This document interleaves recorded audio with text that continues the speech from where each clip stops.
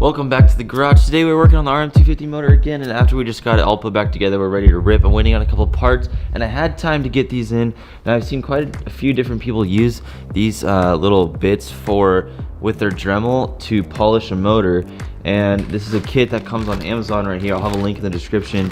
I think it was like 15 bucks, and it came with a bunch. So I did a little test piece, and I'm actually shook how much better it looks. You can see this little guy right here.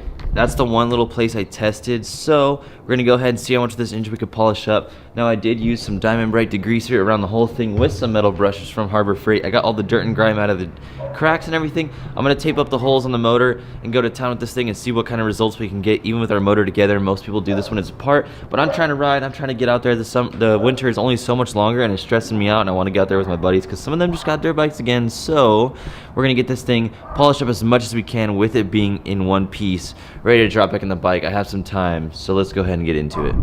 These are called abrasive wheels, and this is a 320 grit. The green one is 180. The gold one is 120, and the black is 400. So from everything I'm seeing, 320 is your best bet to start. So we are gonna get rocking and rolling on this to see a before and after with the red one.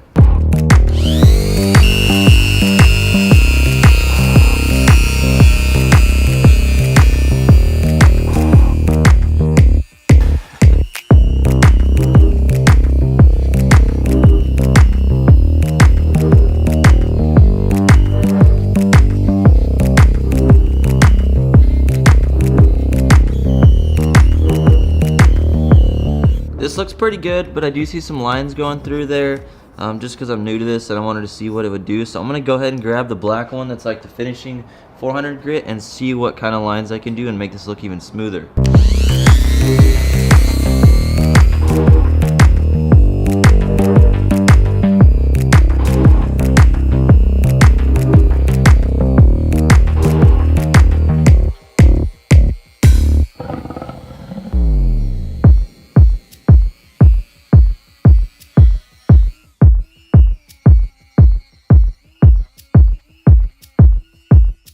I'm already aware of why it'd be better to just take all of these pieces off and just do it so you can get all the cracks and corners.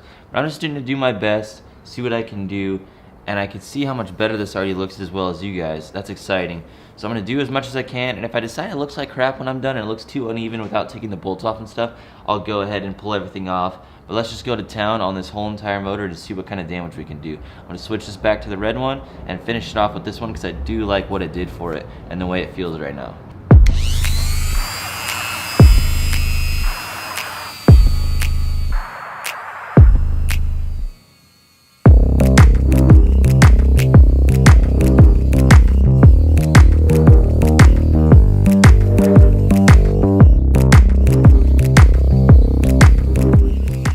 You do see the lines with these smaller ones, so when having that big wheel like Cameron Nimala uses, I need to order some from him. But those look really good because you can get them real even. You can just do it in one bit rather than, one little, finesse arm movement.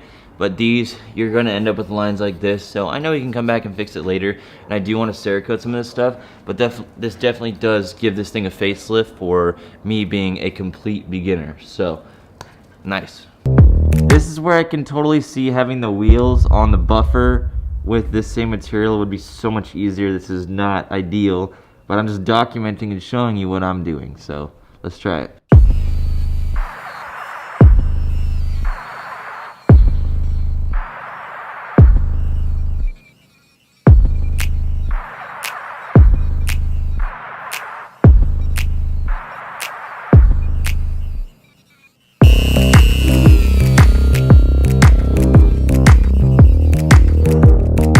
Definitely not stoked on how this looks, so I ran down to Ace Hardware to grab some big Scotch-Brite pads, so I'm hoping that can revive this. Let's just see right now real quick.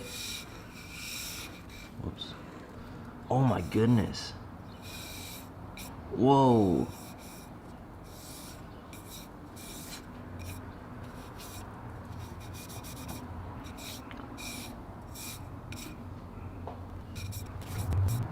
This stuff is way gnarly. Okay, That's a little better. That's looking better. Not too shabby. I'm only doing one direction on it. At first it really scared me. Not bad. Not bad. Let's see if it can save this one and make it look a little better.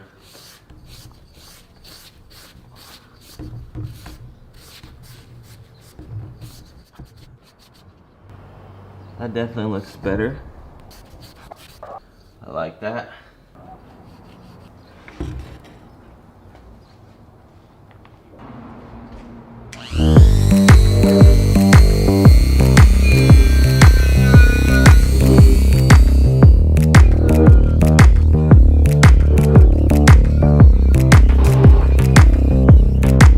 The problem with having small ones only, it's a waste and dumb because you go through so many of these. But if you're on the cheap, you don't have a grinder or a buffer wheel set up at your workbench in your garage, you're gonna have to do what I'm doing, which isn't ideal, but let's keep going.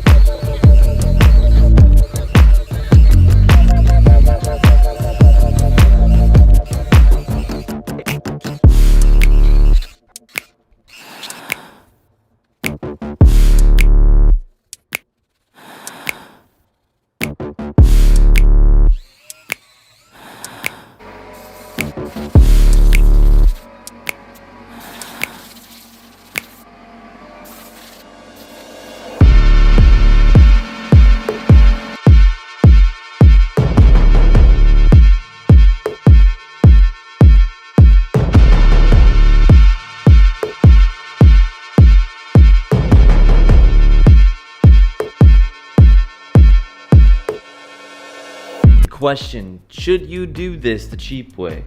If you have the motor apart, if you're in a rush, let's look at the results. It is not the most even finish, but it's all personal preference, how much that can or cannot trigger you. My thoughts, it does trigger me a little bit, but I'd rather it have looking bad in this sense than bad and looking like it's, you know, almost 20 years old, or 18 years old. So I'm glad I did it. I think it was totally worth the money for the tools I had to work with. Now I'm excited to get a buffer soon and throw one of those Scotch-Brite wheels on and go to town and take this motor down to pieces. But since we got to go ride, this is the good way to do it. This is the fastest way to do it.